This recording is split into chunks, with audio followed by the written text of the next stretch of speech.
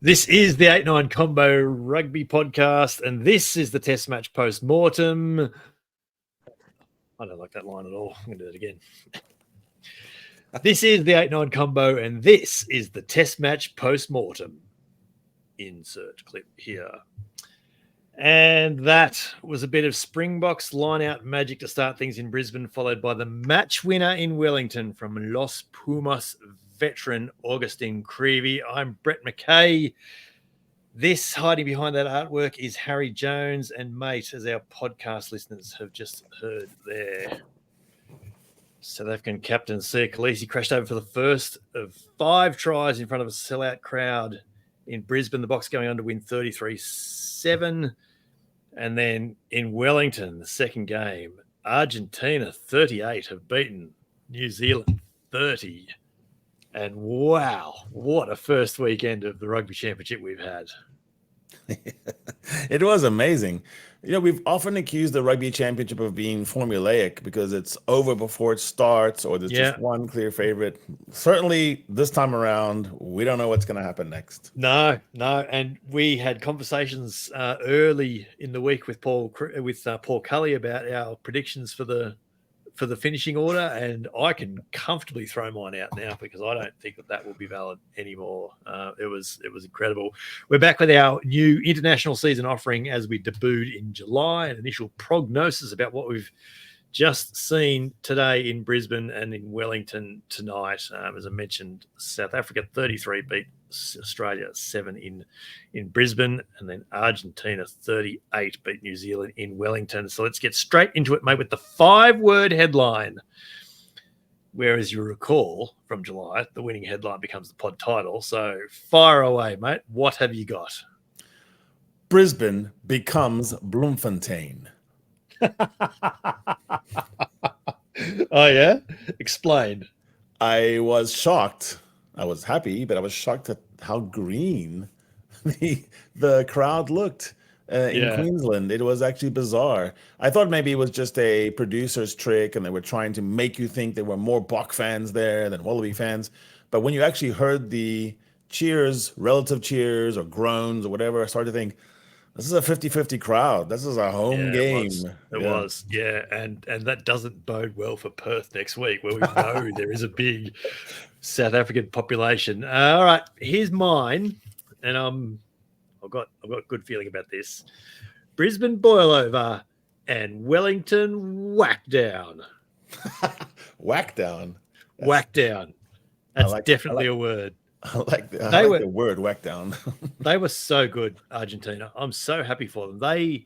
Their last 20 minutes, they played with so much momentum. I don't think I've ever seen them like go in for the kill in a test. Like their tail could not have been more up.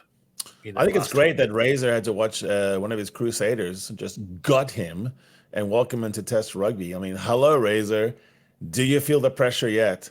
Will you make a call to Ian Foster and say, hey, buddy, I know what you feel like now. It's hot right now in New Zealand.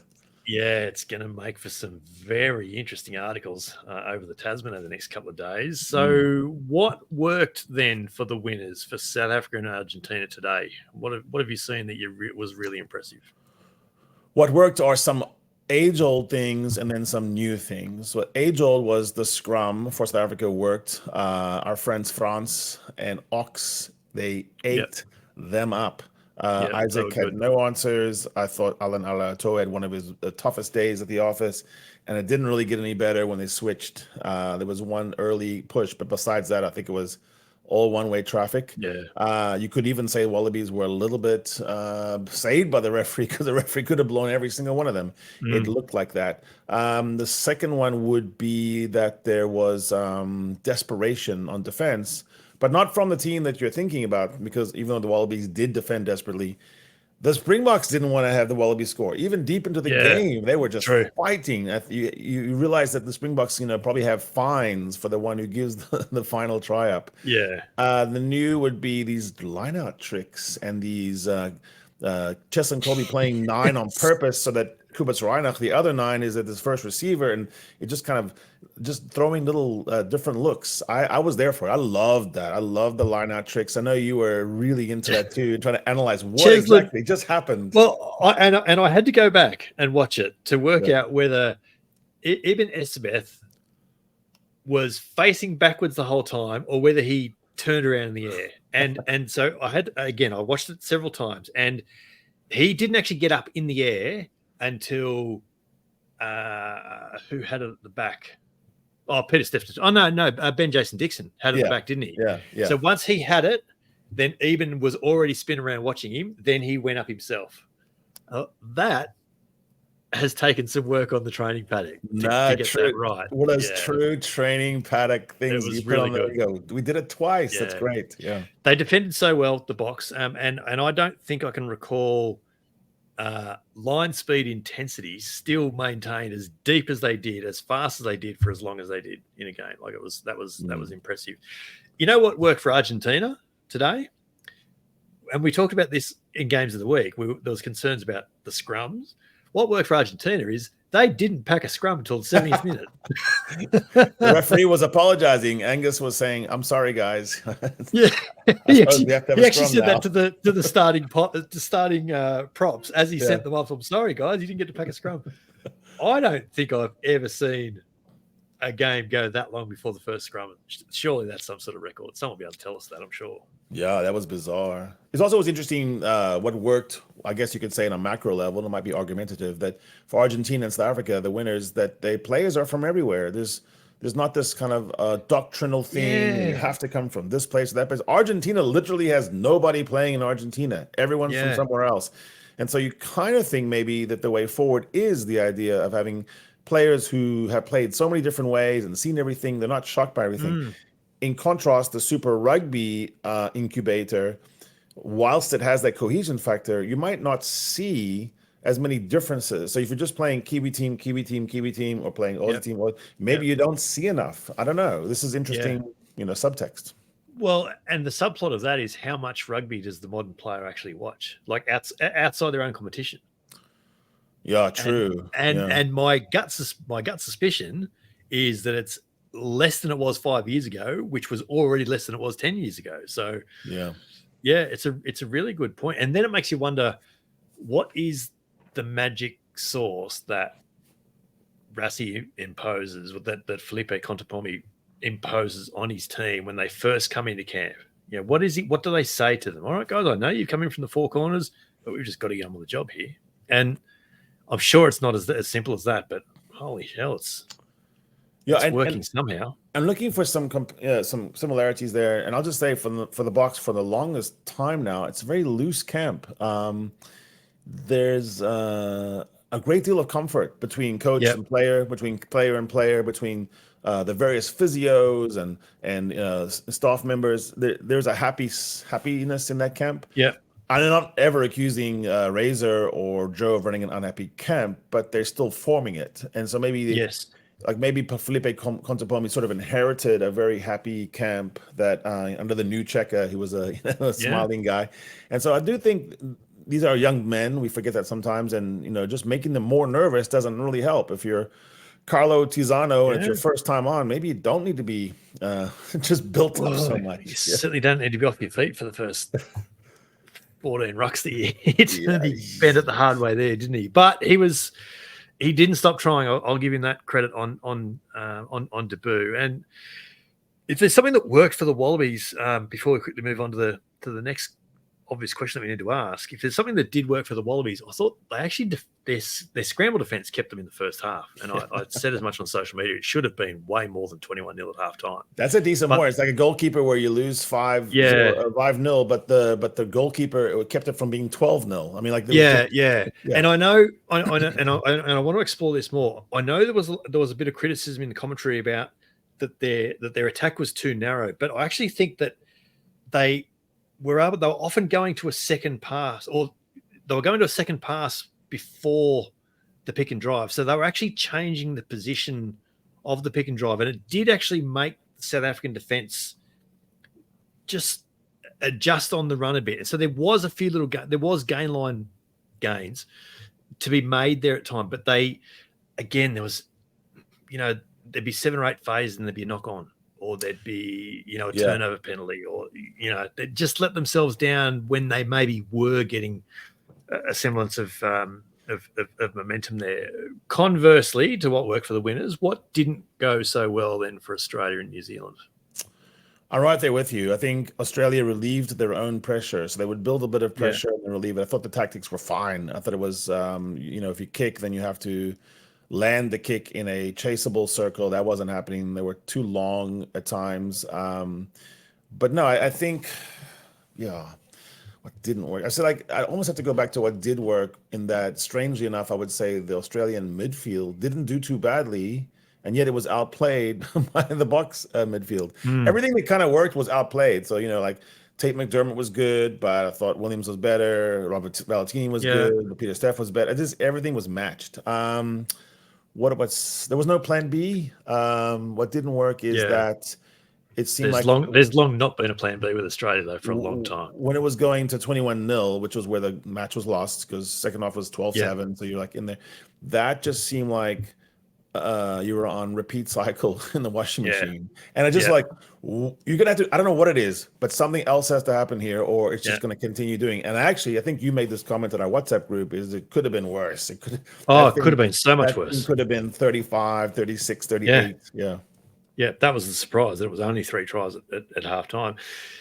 New Zealand, I think, and my observation about New Zealand in the second half is that although they would get back at Argentina when Argentina took the lead a couple of times there in the second half, and they would get back at them, but it seemed to me like they got swallowed within their own self-doubt.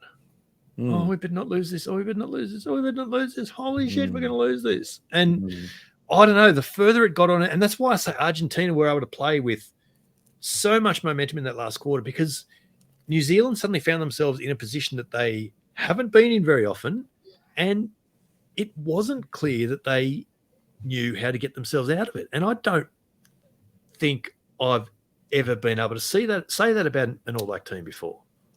Yeah, I mean, 38 points given by New Zealand to Argentina. You just don't see this. I think that was the most points ever conceded to Argentina. So the verdict is clear. What didn't work is the defensive structure, the defensive desire, the connection between people between players in transition. There was just a bit of a muddle to it. And I always felt like New Zealand could keep scoring. I never worried about that. I thought, they can just do that. But nobody was making a stop. There was also bad exits. I thought the exit play by All Blacks was maybe one of my fundamentals. I would say you've got to do better next time. Yeah, it's a fair point. For our podcasters, this is a bit of Wallabies coach Joe Schmidt with some pretty frank honesty after his loss, and I quite like this from him, which will be inserted right here.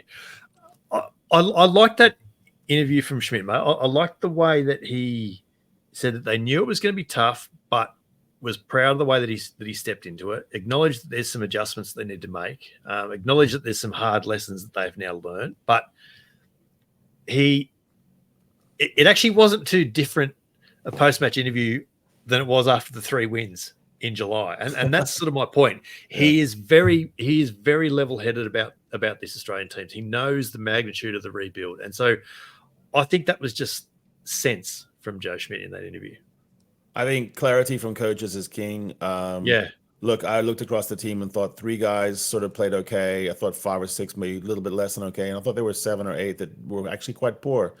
I think Joe Schmidt knows that. So part of that underlying thing will be personnel. So I'm not saying Carlo Tizzano is not a test player. I'm just saying he looked a little bit small. He looked a little bit underpowered. He did in the company that he was operating within, in that particular situation. That's interesting. That's good to know for someone. I thought the hookers had a really, really rough day.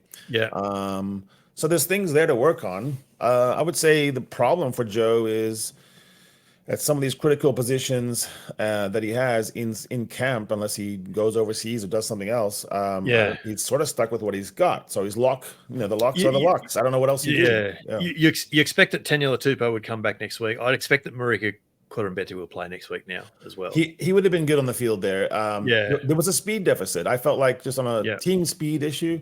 Like I always look at the stats that don't crop up as much anymore about recover of loose ball.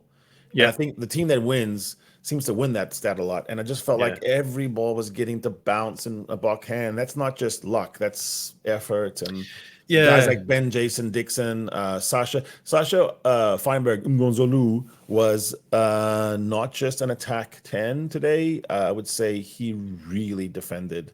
He did defend pretty well. Yeah. He was getting stuck in. I thought there was just an overall like sense of urgency, which the Boks have sadly not had in Australia a lot of times in first test. No, there was a determination about them today. There was they from the outset played like a team that was just not going to give the opposition an inch. And once they got in front, there was then a determination to not let that lead slip. And it just got bigger from there. I actually wondered it, Hoff. I was wondering if I was in the cloakroom for Wallabies. What am I telling my guys? Like, what is? Yeah, I don't know. What is it? I'd actually be like a little bit embarrassed if I was Laurie Fisher and say, "Wait, hold on, let me work this out. I'm not really ready yet." Like, it didn't seem like a fixable problem. Now, all credit to the Wallabies. There was a way they crawled back in, and it was to force penalties. I think that overall penalty count was actually large for both. I think it was 15-13. I was going to say, 15, 11, or 12, but you might be right. It might have been more. One way the Wallabies won. The Wallabies won a heap late, and all they could do was keep kicking to the corner because there was obviously no point taking the threes. But then that would invite the line out to be contested. So I've tweaked the last question. I'm now asking who learnt what from round one, and I suppose there's short-term and longer-term considerations here. For New Zealand, I would say I'm not altogether convinced about the loose trio makeup. Now, my Kiwi friends swear by Ethan Blackadder. I really have never done that. I've never thought that he was really the game-changing kind of Jerome Kaino kind of prototype that you need. And I do think New Zealand has them. I think there's some people who aren't even in the squad they could pick. But I think that's where I would put most of my focus. I thought the loose trio for the Pumas thoroughly outplayed their counterparts, even Artie Savea, which is hard to say. He hardly ever gets outplayed. So that's that's what I've learned that wouldn't work. And then I think, well, on the plus side, I thought Sam Darry had a good game. So there's a bright spot. I'm going back to this idea of Damian McKenzie and running a game, just controlling it, just finding a way to make a lead of 3 or 4 turn into a lead of 10 instead of losing it. I'm not blaming him altogether, but the shape of it. Do you think McKenzie is not helped by Beauden Barrett being on the field at fullback? Yeah, there's that syndrome, like the guy watching over your shoulder. Oh, before I go there, I must say TJ Perenara getting charged down twice in the space of 2 minutes didn't really help the cause too. It just makes you shaky. Yeah, the game managers at 9, 10, and 15 there. Oh, I've never seen a more, I don't know, just kind of naive. It was naive. I thought the All Blacks played naive and the Pumas were street smart. You mentioned Ethan Blackadder. Was he lucky not to be yellow carded? Absolutely. I don't know what was going on there. Our friend from the pod was saying direct head contact. Brett Cronin. Well, was the direct? Yes, there was direct. Yes. And then at some point, yes, can confirm there was definitely direct contact with the head. Shoulder to head. And he was, if anything, he was hot. I mean, not if anything, he was absolutely higher in the tackles than Malcolm Marx was in Brisbane earlier. And apples and apples, if one's a yellow card, the other one has to be. So, and in saying that, I'd have been comfortable if neither were upgraded. True. But I can't view those two tackles side by side and say one is and one isn't. That's you and I never really get boiled down in referee too much. But the bane of our existence in rugby right now is when you have a game back to back, something so similar and it's different outcomes. It's weird. What are we doing we're staying as fans, we're waiting for suspense. We should know what it is. You should see and the contrast was obvious. Luke Pearce said, okay, all right, so there's direct contact with the head. There is. Okay, all right, that's yellow card threshold. Here you go. Here's the card, and we go on. Angus Gardner and Brett Cronin got into this sort of back and forward. Oh, I'm not sure if that was actually at one point he was actually suggesting that the initial contact was the Argentinian head running into the shoulder. Which we've never really done. We've tried to stay away from that argument. Yes. You know, like my head but can I can go see where how it he goes, got there. and you have to adjust as a tackler. I can see how he got there because Blackadder got knocked backwards.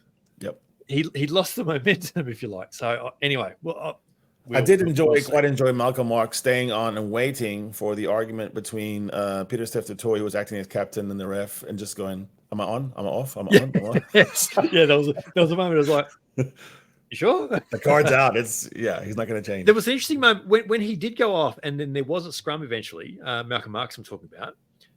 I thought actually there was a brief moment where I thought, "Are the Boks going to have to go uncontested here?" Because Bongi went off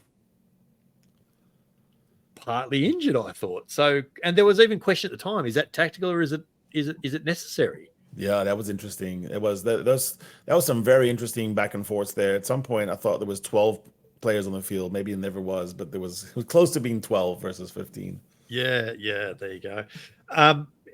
Anything Rassie learnt that you can see him adjusting for Perth next week? Yeah, so I think on the bench, I think the bomb squad didn't quite, detonate as much. So I think maybe they probably didn't have to be fair. Yeah, I think the switch around. So the switch was actually interesting. The switch happened, and it made the Boks a quicker team because now you move Peter Steph-Toy, like one of the quickest locks in World Rugby, into lock.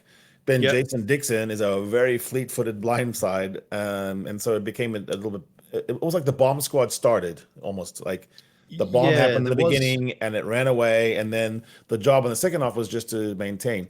I would think there's some kicking errors. There were some loose kicks that maybe went the wrong way. They didn't contest as much, the Boks. Wasn't much to fix though. Anytime you go to Australia and win 33-7, you've done a lot right, haven't you? Yeah. I will be interested to see what Joe Schmidt adjusts this week, and there will be adjustments. There will have to be. There's been some interesting takes and prognosis and postmortems done on the socials already, and why aren't they attacking? Why? It's pretty hard for a team to attack when they're really not making much ground over the own line. They couldn't play with the speed they wanted. They couldn't get quick ball. They couldn't actually build momentum at any point through the game. So I don't like that. To me, that didn't feel like a loss that you need to go, all right, I think we need to change a few different things here. I don't think that's the case. I think that's, if anything, you probably want to try and give those guys an opportunity to show that you can actually try and do that and try and build that momentum that they just never got a chance to. So yeah, it's a tough match to go to 9 and 10 first. You have to stay with what happened, which was big carriers did not get over the gain line. Once again, the cleaning was ragged. Yeah, and beyond phase 2, not even phase 3, phase 2, it seemed really tenuous. So you can fault Jake and Noah all you want, but I don't know if anyone in that situation would have done much differently. No, exactly. And when McDermott and Liner came on, nothing changed. It was a different match anyway. So the couple of things that did look different, by that time the Boks were in more a run the clock out mode. So different. Yeah. But my point being that they didn't have it any better. It wasn't that much. No, there was no difference there. What was interesting was that Gordon was playing more of a distributor. They were definitely playing more off Lolosio this week. He was throwing inside passes. He was throwing outside passes. They were running, blokes were coming around the corner even off Lolosio at times. So there was an effort, and that was talking. That's the earlier point that I was making about. There was an effort to move the point of the next contact. So and Hunter, I think there is something in that. They had some good moments. The problem was there wasn't enough sufficiency of volume of rucks built in opposition territory in places you could attack. Like the number of that was nothing. I mean, I from half to half, like the territory in first half was almost like 60+% Boks. And it was lower than I thought it was. Yeah, if I'm completely honest, possession and territory at halftime was way lower than I thought. So there was no place to launch from. I mean, you cannot launch from your own 22 and expect anything good to come of it, because at some point in time, I felt like there was this kind of ironic thing where run the Boks off their feet, and I felt like at some point the Wallabies were tired, or looked more tired. They And were. so I just like, They absolutely were. Yeah. By the end of the game, there was only one team that was run off their feet, and Yeah. they weren't wearing the green jerseys, I'm afraid. I would So, shelve yeah. that whole, that proverb. It doesn't make sense like to me you anymore. s- you These said are it the other professional, night. rugby players. They're highly tuned athletes. I Yeah. don't see any fat Boks running around. You said it in the games of the week. You said it with Paul earlier last week. It's an old, outdated, debunked now stereotype that doesn't fit. Yeah. I mean, like a Jesse Creel. We talked about Jesse Creel a little bit, and on one of the pods we were on, and there were a couple of moments there where he just one of the pods we were on, brimming with confidence. We did a lot of talking last week. he shook off 3 guys to make that angle, and then found just the right moment to throw that lateral across. It was unbelievable. Yeah. Cheslin Colby has finished a game in which he scored a try, fed a scrum, and threw a line-out ball. At the end of the match, he was on a knee. I think he was looking to the heavens, from whence my help comes. He was really exhausted. Is he sending an invoice to the front rowers union? Surely. He has to. There was that moment when he was going to throw into the lineout, and I was like, oh, what's going to happen here? Yeah, exactly. But that's a wrap then on the Test match post-mortem for the first week of the Rugby Championship. And with that, another service to Test Rugby is fulfilled. I do like these. I do like your artwork too. We're going to talk more about that. That could be the first 8-9 line of merch, Yeah. Oh, you've even put the cards there. Our YouTube viewers can see this. For our podcast listeners, Harry is holding up his crayon art that he debuted this week with now with score and yellow cards, and it does look very good. I'll stick a grab of that up on the socials. But do tell us what you think at the 8-9 combo on all the socials, or leave your thoughts in the comment section right here on the 8-9 combo YouTube channel, or tell Harry and I on the socials in our usual places. Please do like, follow, subscribe on your platform of choice and YouTube as well, and you'll get everything as soon as it drops throughout the Rugby Championship. This is the Test match post-mortem from the 8-9 combo, the short side set piece combination you didn't realize you needed, coming from the podcast double act you already had. I'm Brett McKay. He's Harry Jones. And we'll be back in your ears with South African rugby YouTube star and friend of the pod, Rian Lowe, next week. Come to Perth with us.